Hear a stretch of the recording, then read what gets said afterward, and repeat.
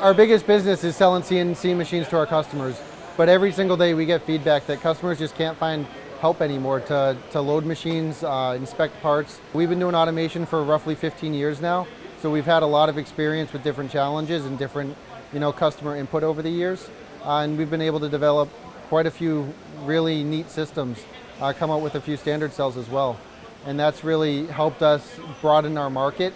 Instead of handing people off to third-party dealers to do that type of work. For my role, quoting our custom systems, one of my biggest challenges is being able to figure out how our system fits into our customer's plant. Not just with being able to make their part, but also with their process flows and how they move material throughout their building. So whenever we get requests, the first thing I like to do is ask to go on site and visit the customer, whether it's locally here in Massachusetts or across the country in California or Texas or wherever.